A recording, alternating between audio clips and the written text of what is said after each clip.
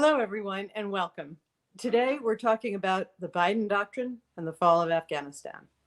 I'm Claudia Rosett, Foreign Policy Fellow at Independent Women's Forum, and we're delighted to be joined by Mary Kissel, former Senior Advisor to Secretary of State Mike Pompeo. More about Mary in a moment. I would like to first set the stage. President Biden took office promising, in the words of his White House, that he would restore America's global standing. Instead, the past month has brought America the most humiliating defeat in generations, with the fall of Afghanistan to the Taliban. What President Biden assured us would be an orderly withdrawal instead turned into a rout, with the U.S. run out of its embassy and excruciating scenes of an emergency evacuation via the Kabul airport. American frontline troops performed bravely and brilliantly. 13 gave their lives, and great honor is due to our servicemen on those front lines. But America now appears hamstrung by the worldview and policies of a Biden administration that often appeared more interested in optics and messaging than in realities, and has now left many of our citizens and friends stranded in Afghanistan, and has left the Taliban in gloating possession of a U.S. supplied arsenal bigger than that of most nation states. As we approach the 20th anniversary of the September 11th terrorist attacks on America, there are profound questions about why this happened and how it will affect us all. Here to speak with us about all of that today is Mary Kissel. Mary is one of the most brilliant and talented women I have the pleasure to know. Currently, she is Executive Vice President and Senior Policy Advisor at Stephens Inc., a financial services firm where she advises on foreign policy and geopolitical risk. Before that, she served for more than 2 years as Senior Advisor to former Secretary of State Mike Pompeo, a post in which she worked directly with the Secretary in many critical moments in places around the globe. Prior to that, she worked at the Wall Street Journal as a member of the editorial board. I first met Mary in Hong Kong, where she was then working as editorial page editor of what was then the Asian Wall Street Journal. It was the same post I had held years earlier. We had a lot to talk about, and still do. Mary began her career working for Goldman Sachs in New York and London, and is a graduate of Harvard College and the Johns Hopkins School of Advanced International Studies. Welcome, Mary. Great to be with you, Claudia. Thanks for having me. I'm really glad you can join us today. And I'd like to start off with what seems to be the question of the hour. Everyone is discussing this. I would like to hear your wisdom. What is the Biden Doctrine? How did we just see this play out in Afghanistan? It's an important question, Claudia. And I think it's important to note at the outset that when we talk about doctrines of foreign policy, they are often imposed after the fact. In other words, presidents make decisions, and then months, years, decades later, we look back on those decisions and say, okay, what's the framework that they use to make those choices? So we may learn more about this in the future, but I think for now, it's safe to say that the Biden Doctrine is a doctrine of status quo. We don't want to deal with foreign policy. In fact, if we can push off tough decisions today in places like Afghanistan, let's get the troops out, and hopefully they won't bother us until we have another election. In terms of Cuba, we've had a democratic uprising, but let's not help the people of Cuba, because what would we do if we had thousands of Cuban refugees once again on the shores of South Florida? When it comes to Iran, let's not pressure the Islamic Republic of Iran with the maximum pressure campaign.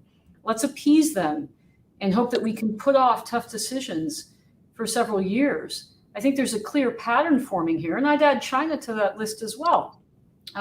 We're back to dialogues and meetings with the Communist Party of China. We don't want to pressure them under this administration. Let's just see if we can talk and hope that they'll have better behavior. And again, that we won't have a confrontation during these next 3.5 years of what's left of this first term, or hopefully only term, of the Biden administration. So I think it's a doctrine of appeasement. It's a doctrine of hope over experience. And it's a doctrine really that prioritizes what's going on here in America, the remaking of the American economy, over foreign policy concerns. And I think that's a very, very dangerous approach. I think we could, would it be fair to call it this doctrine of policy or doctrine of so-called stability at any cost? I think, yes, I think that's an accurate description of it. What's remarkable to me is that you have some corners of Washington trying to couch this as a doctrine of strength, that somehow when President Biden says, look, we're going to punish the Taliban for killing 13 American servicemen and women and hundreds of Afghan innocents, that somehow portrays strength. But the problem is that he's actually destroyed a lot of the strength and deterrence that was built up by the prior administration by withdrawing troops, withdrawing our presence on the ground there. In fact, we're much, much weaker in a place like Afghanistan today than we were only a couple of months ago. I think that's clear to pretty much everybody. Well, what is this now likely to engender? I mean, what are the knock-on effects, the main knock-on effects that you foresee? Well, again, if you zoom out and you look at what we've learned to date, the appeasement of the Islamic Republic of Iran has resulted in more terror attacks by Iranian proxy forces in Yemen, for instance, shooting rockets into Saudi Arabia, where they've attacked civilian airports and endangered Saudi Arabian lives. And also there are tens of thousands of Americans in Saudi Arabia who are now at much higher risk. You saw Hamas, which is Iran-backed, shooting thousands of rockets into Israel, obviously emboldened by what they see as a weak America. You see more terror attacks in places like Iraq. There was an attack on, actually a murder of a U.S. contractor earlier this year in Iraq. There was no response to that. Many of those attacks, of course, backed by Iranian proxies or Iranian forces directly. So, the immediate result is that you see the bad guys all over the world seeing an opportunity to assert their interests. And in almost every case, that is not in the interest of the United States or our partners or our allies, whether it's in the Middle East, whether it's in Asia or elsewhere. And so weakness begets, unfortunately, danger for us and for our friends and partners. If we sort of look at the overall cost of the real cost, I mean, I find it very interesting.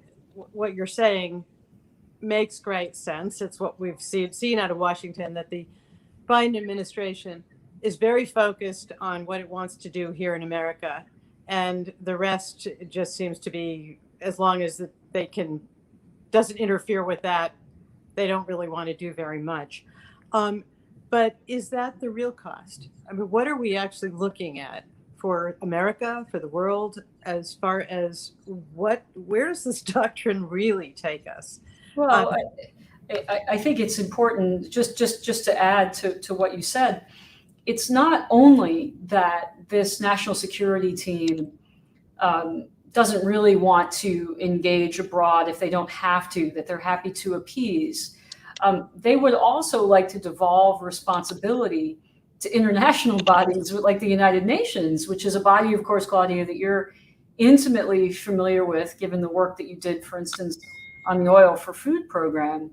So I think what it shows is that they don't want America to be the leading voice for freedom in the world, that they think, in fact, an unaccountable bureaucrat sitting on the eastern side of Manhattan is somehow better equipped to deal with the world's problems. And we know from experience that this simply doesn't work. We suspect there might be a hitch or two. Yeah, the United Nations is a deeply corrupt and inefficient institution. It is in many parts of its operation captured by nations like communist China. So the idea that, for instance, we could work through the UN to create safe corridors of passage for trapped Americans or trapped Brits or other people in Afghanistan to exit that country, I think is really the triumph of hope over experience. But unfortunately, this team, which is essentially the same team that worked under the Obama administration, they're now back in power.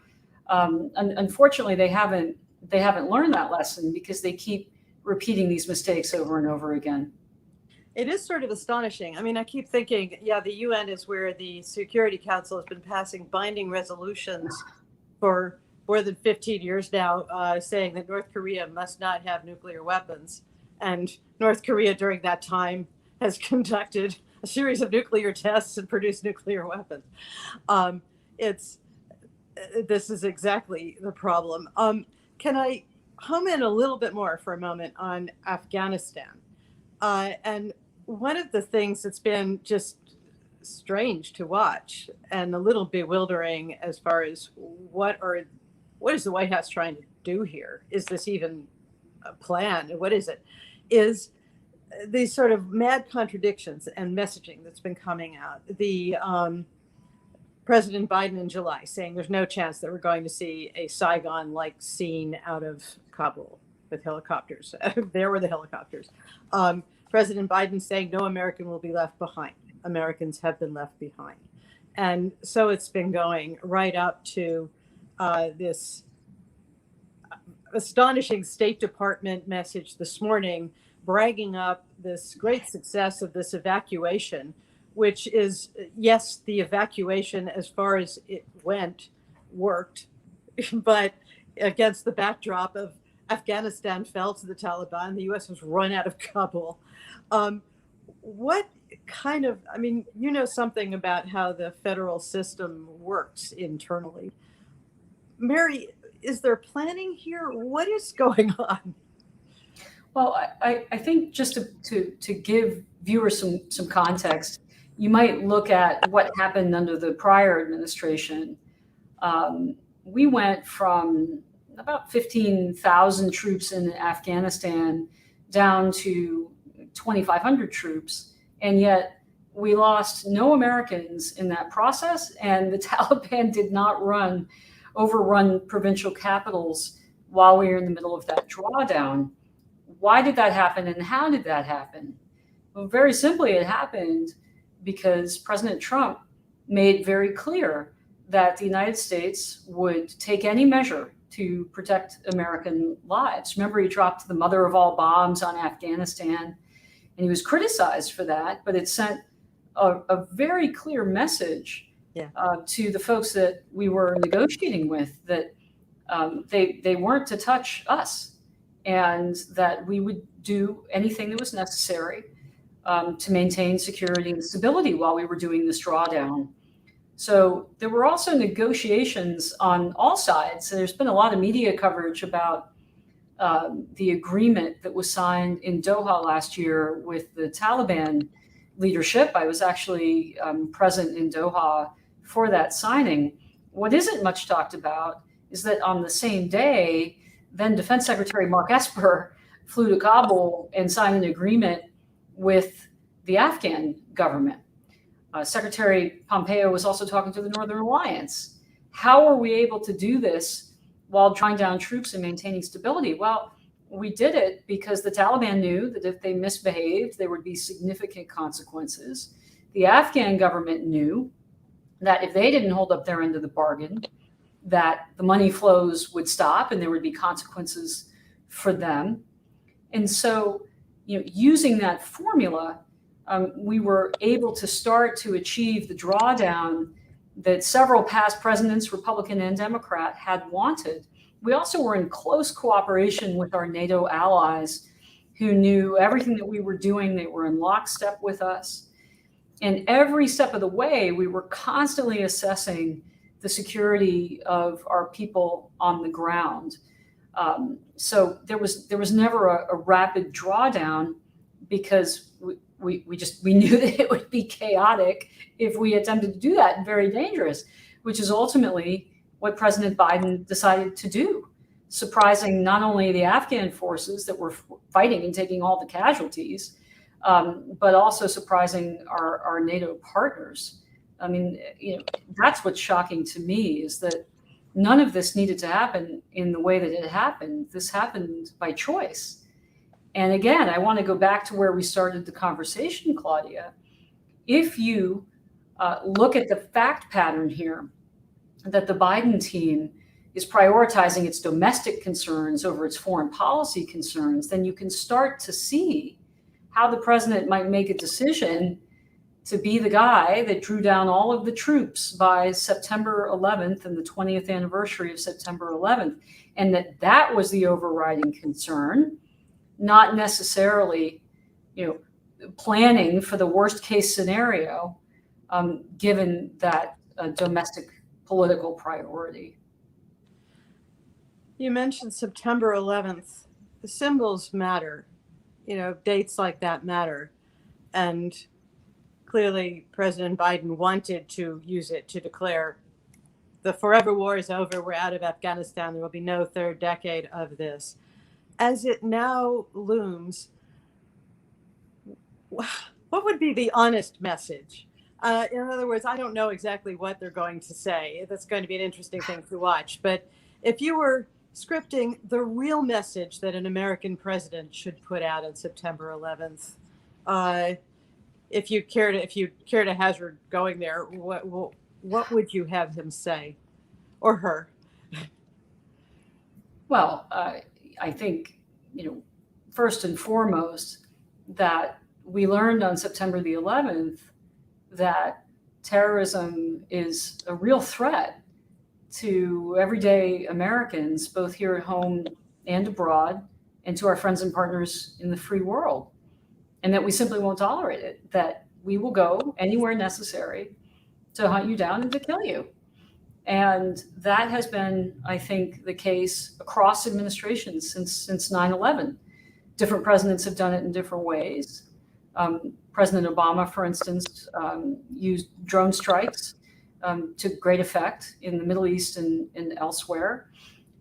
President Trump made very clear that there would be real consequences, and he went out and he destroyed the ISIS caliphate, which of course grew after President Obama's withdrawal from Iraq. But that was a significant effort. More than 80 nations joined us in that de-ISIS coalition campaign to get rid of the caliphate. And that, if one were leading the United States and leading the free world today, you'd like to hear a message like that, a reassuring message that we'll do whatever it takes. I think, unfortunately, what we're seeing is a president, the first time in our history, who has said, well, we've gotten 90% of the Americans out of harm's way and out of a terrorist government's way. I guess that's okay. It's 100%. Maybe we don't need 100%. And we'll negotiate with the same terrorist leaders who gave safe haven to al-Qaeda to commit the 9/11 attacks. So it feels to me like an upside down world, Claudia. And I just can't stress enough what a massive deviation the Biden administration has been from prior presidents. I mean, I think that this president is making Jimmy Carter look like a hawk. Never thought it could happen. That's, I wish I could disagree, Mary, but I think you're exactly right there. For what are you hearing from our allies, our friends around the world? What are you seeing and hearing right now as they try to, America has been the bulwark of a free world order since World War II. What are they making of what they're now seeing with this administration? Well, I think this is a story that deserves far more attention here in the United States. There are very significant internal national debates in many of our closest partners. And I'll just reference two of them, the UK and Australia. Many Americans saw Tom Tugendhat, who's a member of Parliament and the chair of the House of Commons Foreign Relations Committee, stand up in Parliament and criticize the United States and President Biden in particular for this absolutely chaotic and deadly drawdown and retreat. That was a stunning event. Former Prime Minister Theresa May also speaking publicly about that in Parliament. When we work with our British partners, and we work with our British partners across many areas, not just foreign ministry to State Department, but in every manner, in trade and defense and intelligence. We have heated conversations and disagreements, but it's very rare to see that aired publicly. And you've seen, for instance, the Foreign Secretary, Dominic Raab, come under an awful lot of warranted criticism for the fact that he was simply on vacation when this retreat started. And now there are Brits that are stranded there. I mean, his job may be at risk, and rightly so. But more germane to us here in the United States, there are real questions now about the UK's foreign policy, because they've just fashioned a global strategy that is very interdependent on the relationship with the United States. And so now there are questions being raised about that. In Australia, similar debate. I've had calls from many Australian contacts saying, what would America do if, God forbid, China invaded Taiwan? Would we be there? Australia has fought beside the United States in every war since in the 20th century. It's a very, very close partner. They're part of the Five Eyes network. And so to see those kinds of questions arising from a nation that is so very close to us is deeply disturbing. And lastly, Claudia, maybe I'll just add a third country, Japan, where we see that the prime minister is stepping aside. The candidates to replace him are speaking openly about Japan's need to arm even further to protect Taiwan, because now Japan, too, is asking questions about the United States' commitment to protect Taiwan and wondering, well, maybe we need to militarize more if the United States is not going to be there, because, of course, geographically speaking, the northern tip of Taiwan is very close to the southern part of Japan. It's integral to Japan's defenses. So there are many, many questions being asked, a lot of concerns being raised. You could add India to that list, of course, because India is deeply invested in Afghanistan for many reasons, and now, of course, has concerns about the communications and the assistance that Pakistan's ISI is providing to the Taliban-led regime in Afghanistan. India now has to divert its attention from problems like China and territorial disputes and cyber war that China is waging on India. Now they have to divert attention back up to Pakistan and into Afghanistan and worry about those fronts too. So it is deeply disturbing to our friends and partners around the world. And it is also diverting time and resources to a situation that, again, only a few months ago was fairly stable, not perfect, but fairly stable, and certainly didn't have the Taliban in control. China, can we home in on that a little bit? China's had this interesting time where they're digesting Hong Kong at the moment. They are looking forward to hosting the Winter Olympics next February. Boasting that now they're the first nation, I'm not sure that's right, but to host both the Summer and the Winter Olympics, and a virus that appears to have emerged in Wuhan has now shut down large parts of the world for more than a year and a half, while China has blamed everyone else, especially the United States, but not itself.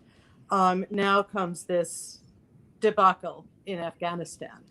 What is China, from what we've seen of China's behavior in the past, what is China's rulership, Xi Jinping, the Communist Party, likely understanding now about the United States, and what opportunities are now lying open for China?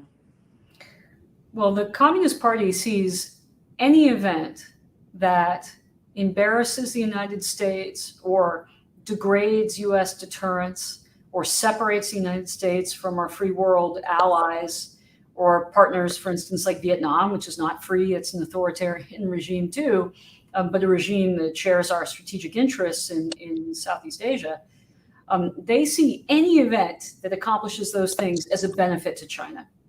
So the first thing that you saw Beijing do was to just put its propaganda machine into high gear and to use these events in Afghanistan as a way to proclaim that, look, the United States is not a reliable partner, and to get that message out into places like Taiwan, most prominently.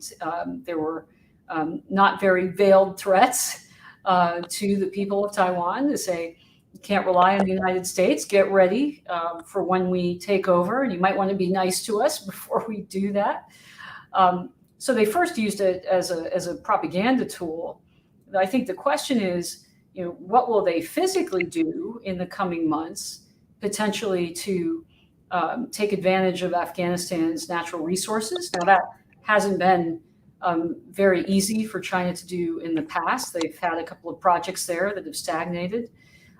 They, of course, like we would, need security to invest, and they'd need reliable partners. It's unclear if they have those things, but they might. They would presumably want to link Afghanistan to their Belt and Road project, which is a way for them to expand their economic and their political influence all around the world. Pakistan, for instance, was an early signatory to the Belt and Road projects, and you see the Chinese building ports in Gwadar and other types of infrastructure. They're not very popular, but they're doing it anyway because it brings money into the hands of the ruling elites in places like Pakistan. But I think most importantly, the question is, what message does China receive from this Biden doctrine that we're talking about? What kinds of adventurism might China embark on now that they see such a weak president? And that's really the overarching concern, again, not just for us, but for places like South Korea, Japan, Taiwan, Australia, India. We cannot view these developments in isolation. We don't just have an Afghanistan problem. We don't just have a China problem or a Pakistan problem or an Iran problem. All of these guys talk to each other, and they observe how we behave and how we interact. And so, we shouldn't forget, Al-Qaeda's leadership has a home in Iran. Iran harbors them, gives them state support. So, you pair that with an Afghanistan that is now run by a Taliban regime that has branches in arms and close relationships to things like the Haqqani network that was housed in Pakistan. It's very close to Al-Qaeda. And you can start to see a terror network buttressed by state support. What kind of state support? Well, Iran has, think about a satellite network, or, Pakistan and its intelligence services, or, China and its corporate state-owned enterprise network around the world, or its financial ties. And you can start to see some really disturbing opportunities for cooperation and collaboration between these actors, 1, 2, 3, 4 of them together, to mount operations in their shared strategic interest. And what's their shared strategic interest? It's to make the world safer for their regimes, which run counter to us in the free world. So I am deeply concerned, Claudia, that we are not thinking big enough about what these regimes could accomplish together and the havoc that could wreak here on us in the United States, and again on our friends and allies around the world. I have a sort of sweeping final question, but may I slip one more in on these, exactly what you're talking about. North Korea has restarted its nuclear reactor at Yongbyon, which they use for producing plutonium fuel for nuclear bombs, to add to the presumably to add to the nuclear arsenal. One of the things I've been wondering, we've been very worried in times past that North Korea would provide nuclear weapons to terrorist groups. Kim Jong-un is in big financial trouble, even more than usual because of the pandemic. it has messed up North Korea's normal rackets to some extent. Is this something we should be worried about? That now you have North Korea apparently busy on the way to producing yet more nuclear weapons, that they might not be limited in the end to North Korea? Yes, we should be deeply concerned about that. But again, this isn't a situation that materialized out of thin air. Yeah. Why is North Korea starting up its nuclear program again when it didn't under the Trump administration? Well, maybe that's because President Trump said that he would visit fire and fury upon North Korea if they misbehaved. So again, he established deterrence with that regime, while at the same time saying if you behave in a way that reduces the risk to us and to our partners, then there are ways that we are willing to cooperate with you. And so you didn't see the launch of long-range ballistic missiles or nuclear tests under the 4 years of the Trump administration out of North Korea. Now, to your question about why is it, or should we be worried rather, of cooperation between regimes? Yes, absolutely. Remember the Pakistan's AQ Khan network that was taking nuclear expertise, if memory serves, and giving it to places like North Korea. Again, Pakistan is a nuclear power. We don't worry about India as a nuclear power because it's a free and very vibrant democracy. We worry about places like Pakistan because it's essentially run by a shadowy network of its intelligence services and its military that aren't accountable to anyone. And so is it possible that you could see cooperation between Pakistan and North Korea, or Iran and North Korea? Absolutely, yes, it is. It's a deep concern. Thank you. These are excellent points. As you say, we've already seen it via the AQ Khan nuclear network. And Mary, thank you for just a terrific tour of what this Biden doctrine actually means in our world today. I wanted to ask you looking for an upbeat note here in a sort of darkening century. It's not so easy to find, but assuming, and I think it's a big assumption, that the White House is willing to change course, that President Biden and his team are willing to learn from mistakes. What might best now be done to restore America's global standing? In other words, to start reassuring our allies, to send our hostile powers the message back down, to do the kind of thing that I think you're quite right when you describe President Trump dropped a Moab massive ordnance airburst mother of all bombs in Afghanistan, and that rather set a useful background for anything else he was going to do there. We're hearing a lot of talk about how from the Biden administration and the various pundits on, well, now we need more diplomacy. We keep hearing out of the White House, well, we have leverage, etc. Realistically, practically, what is it that actually needs to be done and is practical that we could do were this administration willing to restore America's global standing? Well, there are so many things that could be done. The question is there the political will? Broadly speaking, what you'd want right now is an effort to restore that deterrence that has kept America safe for the last 4 years.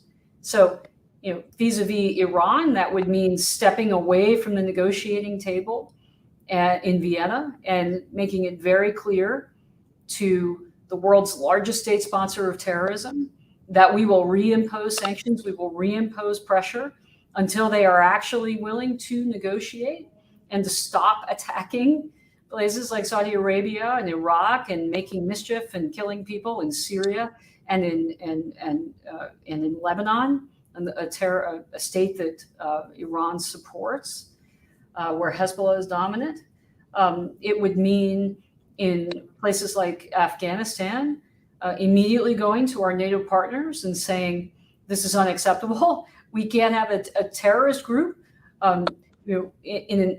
running a country and thinking about re-engaging there. Again, I don't think that that's likely, but if you wanted to restore deterrence, we could very easily do that. Although I say very easily, of course, it's more difficult now that we've just given the Taliban, top grade US weaponry. So it would be a hard fought battle to get back in there. Again, I don't think it's likely. Vis-a-vis actors like China, you would stop the slow slide back into quote unquote dialogues with the communist regime. We have seen several high level meetings, whether it was the Secretary of State and National Security Advisor in Anchorage, or the two meetings that John Kerry has had with his climate counterparts, or the Deputy Secretary of State going over there in return for nothing. We would say, we're not going to talk until you stop threatening ships in international waterways and threatening Taiwan and taking our IP and cheating on trade and polluting the environment to a degree that is absolutely unsurpassed by any other nation. If you care about the environment, well, why aren't they tougher on China on that? You would make very clear to the people of Cuba and Venezuela that we stand with them. You would immediately, for instance, take steps to open up the internet in Cuba, which we have the technological capability to do, to allow them to communicate with each other. Because without those lines of communication, that pro-democracy movement in Cuba, I fear will be extinguished in fairly short order. And we would make clear that, again, that it is not acceptable to have anything less than 100% of Americans safe and secure in a place like Afghanistan. So, there are a number of things that could be done in any corner of the world. It's not a question of can, it's a question of political will. And I think that what we have observed so far with this administration is a predilection to talk, not to act, to have faith in international institutions that is not underlined by anything that we've ever observed in history. And I think you're seeing the reaction to that by the American people, who, when they're polled and asked, what do you think of how this president is handling Afghanistan or foreign policy writ large, a majority disagree with how he's approaching things. His opinion polls are underwater, and they're underwater for a good reason, because Americans don't retreat. We don't appease. We don't like to lose. And we certainly know when our safety and our interests are threatened. And so I think that this Biden doctrine, the reason it's getting pushback from the American people and bipartisan pushback in Congress, is because there is a deep and abiding sense, deep in our souls, that this is not an American way to prosecute foreign policy and to protect Americans and to keep Americans safe. I think it's a very dangerous time. I think that this doctrine is extremely capricious. We've already seen 13 Americans die, and I just hope and pray that we don't see more fall victim, whether it's from terrorism or Iranian or Chinese adventurism or another surprise in the world.